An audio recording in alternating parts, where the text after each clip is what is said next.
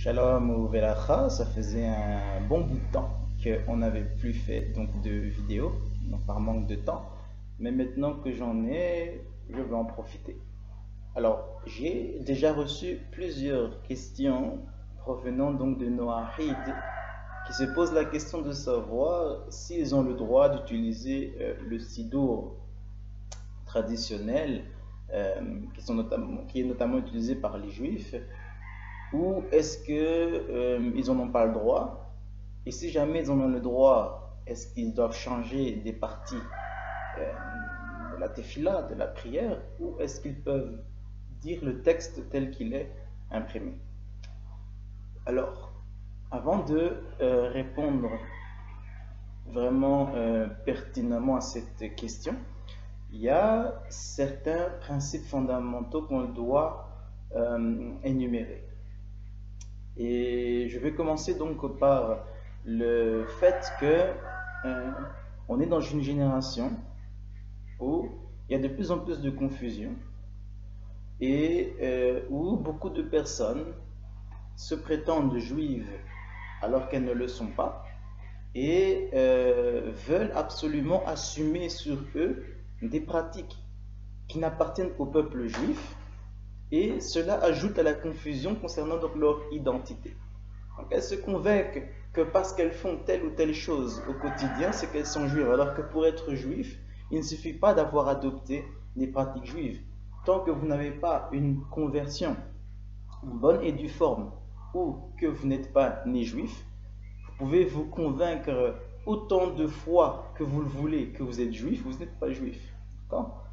Et ça, c'est la première chose donc à mentionner. Par conséquent, les Béné Noach ne doivent absolument pas contribuer à cette confusion. Akadosh Baruch Hu a donné une seule voie, qui est la voie donc de la Torah, et cette voie de la Torah, elle est divisée en deux parties. Une partie qui ne concerne que les Juifs et une partie qui ne concerne que les Béné Noach. Par conséquent, chacun doit rester dans le sentier de la Torah qui lui appartient, sans usurper ce qui a été donné donc à autrui. Donc les Juifs ne doivent pas diminuer de leur devoir et n'accomplir que les Sheva Miswoth, les Bnei Noach, les 7 Miswoth des Bnei Noach, tandis que les Bnei Noach ne doivent pas usurper ce qui a été donné aux Yehudim, aux Bnei Israël, en adoptant sur eux donc les 613 miswoth de la Torah sans conversion formelle, etc. Parce que dans un cas comme dans l'autre, ça ajouterait donc de la confusion. D'accord ? Alors, maintenant qu'on a établi cela, il va pouvoir être possible donc de répondre à cette question de savoir est-ce que les Bnei Noach ont le droit de faire les tefilot comme les Juifs, ou est-ce qu'il y a donc des restrictions qui leur sont imposées. Et donc ce que j'ai dit en introduction servira donc de fil conducteur à la réponse que je vais faire. Donc déjà il faut savoir que les prières donc des Bnei Noach, les Noarides, doivent exclusivement être basées sur l'honnêteté intellectuelle. Donc il faut faire des choses qui sont droites et honnêtes, et pas faire les choses comme on les ressent de faire. Parce que, comme on a dit donc tantôt, ça va ajouter donc à la grande confusion dans laquelle on se trouve déjà dans notre génération. Et donc, pour pouvoir faire des prières de façon honnête, il faut déjà savoir quelles sont les parties qu'on peut faire, quelles sont les parties qu'on ne peut pas faire, les parties qu'on devrait modifier, qu'on pourrait ne pas modifier, etc., etc. Mais il faut également prier dans une langue que la personne comprend. Ça ne sert à rien de vouloir faire les prières et les bénédictions en hébreu alors que vous ne comprenez rien de ce que vous dites. D'ailleurs, c'est le minimum de la kawana, de la concentration, de l'intention qui doit animer quelqu'un qui fait une tefila ou une beracha. C'est-à-dire qu'il faut avoir un minimum de compréhension de ce qui est dit.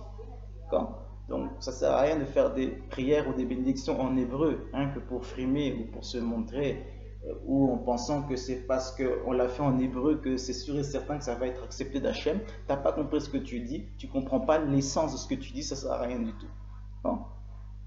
Alors, deuxièmement, vous devez savoir que le texte du Sidour traditionnel, donc celui qui est généralement utilisé dans les milieux juifs, religieux, et en sachant qu'il y a différents rites, le rite ashkénaze, le rite séfarade, le rite yéménite, etc., etc., le rite sfarde, qui est utilisé par les chassidim, etc. Donc il y a plusieurs rites qui existent. Vous devez savoir que l'utilisation d'un sidour pour les noahides n'est qu'une option. C'est pas une recommandation, c'est pas une obligation, ce genre de choses-là, c'est juste une option. C'est-à-dire que si ils se sentent à l'aise de pouvoir utiliser un sidour parce que ça va les inspirer à mieux prier, etc., c'est une option qui existe, ils pourraient l'utiliser. Mais, néanmoins, le noahide doit savoir que il peut librement donc modifier, réduire, ajouter des prières donc dans ce sidour-là qu'il est en train d'utiliser, de façon donc à parfaire son expérience de la prière, mais aussi de façon à pouvoir utiliser ces mots spontanés pendant qu'il prie à Kadosh Baruch Hu. Puisqu'en réalité, la tefila est appelée Avoda Shebalev, le culte, le service qui se fait avec le cœur. Par conséquent, il faut un minimum de spontanéité quand même dans la tefila. Et donc, il doit ressentir dans son intellect et dans son cœur les mots qu'il prononce. Donc, la conclusion est qu'il n'y a pas d'obligation donc pour un noahid d'utiliser le sidour de A à Z, de Aleph à Taw, donc du début jusqu'à la fin, sans rien sauter, etc., etc. Ou de le faire dans un ordre spécifique.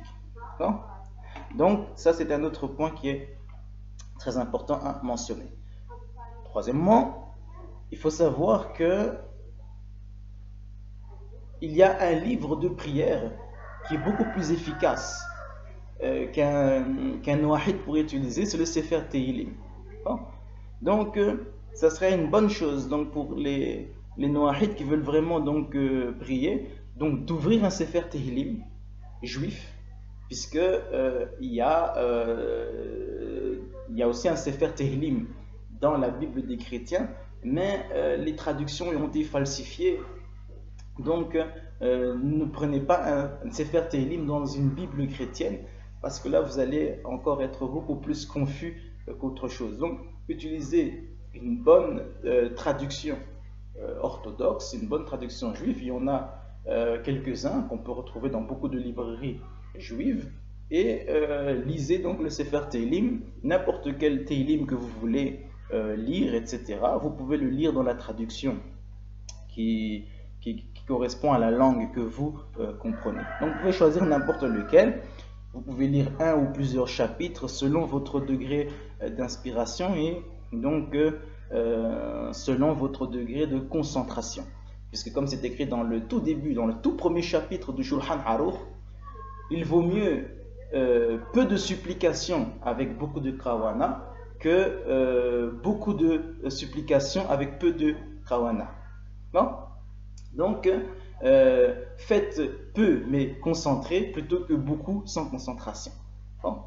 Donc ça ne sert à rien donc de s'ajouter un lourd fardeau et de passer plus votre temps à soupirer qu'autre chose. Et à regarder la montre pour savoir quand est-ce que le temps va passer.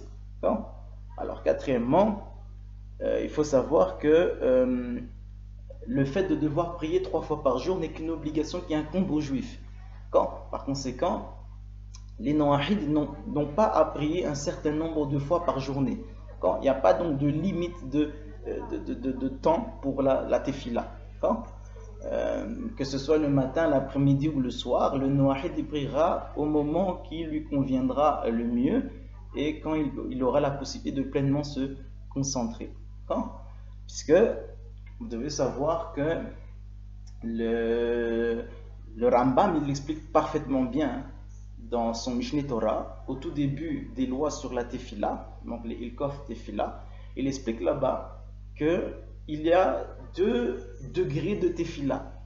Il y a une Tefila biblique et il y a une Tefila rabbinique, entre guillemets. Et c'est quoi la Tefila biblique?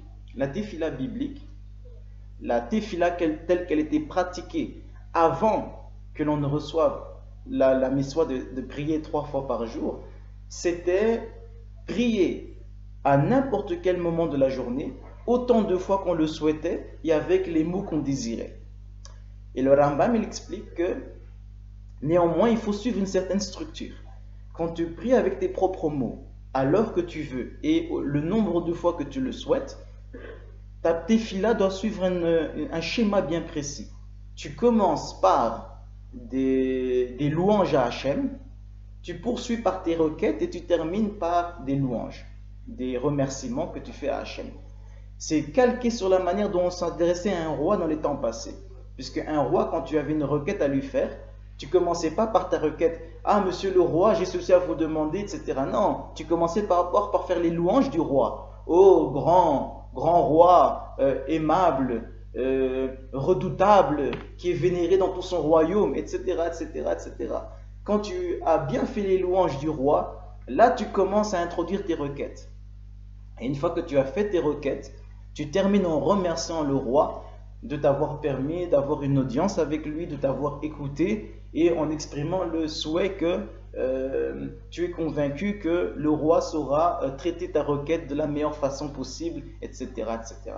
Avec Hachem, on s'adresse exactement de la même manière. Et bien ça, c'est la manière biblique de prier.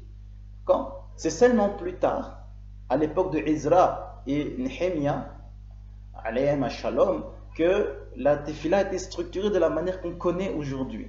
Parce que le Tanakh nous dit que les Béné Israël avaient perdu la connaissance donc de la langue judéenne. Par conséquent, ils mélangeaient le judéen avec toutes les autres langues païennes qu'ils avaient apprises autour de lui. Il y avait de l'akkadien, du chaldéen, plein de langues comme ça, des nations qui les entouraient en Babylonie. Et par conséquent, quand ils sont retournés en Eretz Israël avec Ezra et Nehemia, ils ne savaient plus utiliser une langue judéenne pure.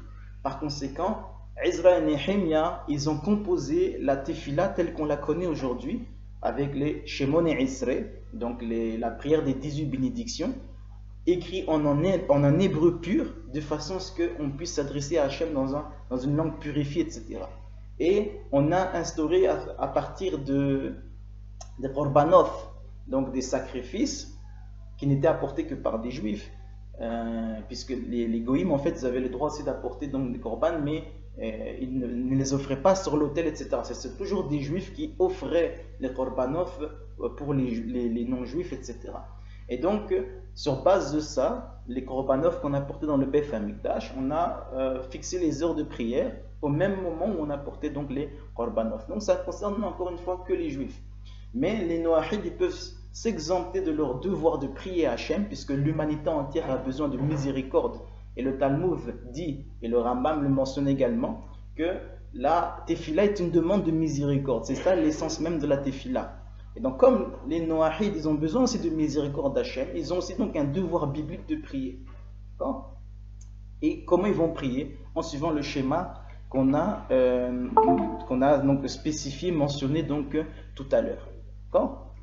Et donc, pour terminer, donc, enfin, c'est peut-être un avant-dernier point. Donc, s'il y a un noahid, puisqu'on a dit qu'il fallait être honnête intellectuellement, donc c'est le 5e point. Si un noahid veut utiliser donc un sidour plutôt qu'un livre des Teilim, mais ce genre de choses, parce qu'il veut absolument utiliser un sidour, alors à ce moment-ci, il doit faire très attention puisqu'il doit être honnêtement intellectuel pour pouvoir sauter les passages qui logiquement ne s'appliquent pas au Béné Noir.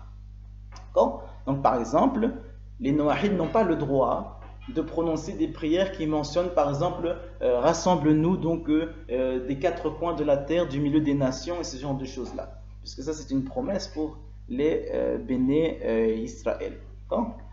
Ils n'ont pas non plus le droit de dire des prières où on mentionne donc le Dieu de nos pères, le Dieu d'Abraham, d'Yitzhak et de Yaakov, puisque, étant donné qu'ils ne se sont pas encore affiliés au Am Israël, ils ne peuvent pas dire que Abraham, Yitzhak et Yaakov sont leurs pères. Mais si par exemple il veut absolument faire donc ces prières où on retrouve ce genre de phrases-là, alors ils doivent modifier ces passages-là. Plutôt que de dire « rassemble-nous des quatre coins de la terre vers notre terre », alors ils peuvent remplacer ces phrases-là en disant donc « puisses-tu rassembler le peuple juif vers sa terre » du milieu donc des nations. Donc ça, ils peuvent le faire. Et plutôt que de dire le Dieu de nos pères, le Dieu d'Abraham, d'Isaac et de Yaakov, ils peuvent tout simplement dire donc le Dieu des Juifs. Donc ça, c'est des petites choses comme ça donc qui peuvent changer donc dans la tefila. Mais ils doivent être intellectuellement honnêtes que pour ne pas réciter des prières ou des bénédictions qui à l'évidence ne s'appliquent pas à eux mais uniquement donc au peuple juif. Et donc un autre exemple qu'on peut donner, c'est notamment donc les bénédictions qui précèdent le schéma Israël. Donc, dans le schéma Israël, donc, qui est donc l'attestation donc de foi des bénis Israël, on commence en disant donc schéma Israël, Adonai Eloheinu Adonai Echad. Et donc dans ce paragraphe-là, écoute ô Israël, donc Hachem est notre Dieu, Hachem est un. Est-ce que les Noahides pourraient donc dire cette phrase-là? Dans un certain sens, ils pourraient le dire, puisque, étant donné qu'ils ont renoncé à l'Avoda Zara, à l'idolâtrie, pour pouvoir avoir un minimum de relations quand même avec le Am Israël, ils ont donc le droit de dire cette phrase-là, que tout comme le peuple d'Israël, donc eux, ils ont accepté donc l'unicité parfaite de Hachem. Et donc, de ce sens-là, donc, Hachem est devenu également donc, leur Dieu. Mais attention, concernant la bénédiction qui précède le schéma Israël du matin, qui commence donc par les mots Ahavat Ha'olam, d'un amour éternel qui nous a aimés, etc., les Goïm et les Noahides n'ont pas le droit de dire ça.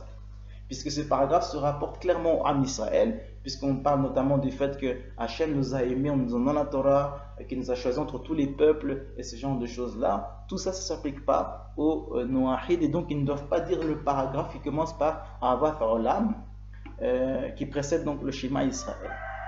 Après le paragraphe, la première bénédiction qui précède le schéma du matin, qui commence donc la bracha qu'on appelle Yoser Or, ils peuvent la réciter, puisque ça c'est une louange générale à Hachem qui a formé la lumière, Yoser Or Vore Hosher, qui a créé donc l'obscurité, etc. Donc c'est juste des louanges de la puissance d'Hachem qui se manifeste donc par là dans la création. Donc ça ils peuvent le dire.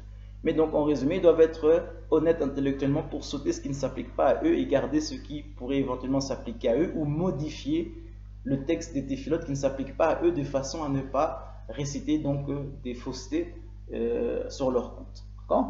Et donc dernier point, donc si donc un Noahide, un Ben Noah, avec tout ce qu'on a dit donc précédemment, veut quand même utiliser donc un Sidour, donc il pourra donc dire tous les chapitres des Teilim ou les versets qui sont tirés des Teilim qui sont rapportés dans le Sidour, il y en a beaucoup, ainsi que les versets qui sont tirés d'autres livres donc du Tanakh, qui est composé donc de 24 livres, ils peuvent le dire donc sans aucun problème, en gardant notamment à l'esprit que les versets qu'ils récitent ne se rapportent pas forcément donc à eux, et donc ils doivent garder à l'esprit le public à qui sont destinés donc ces psukim là.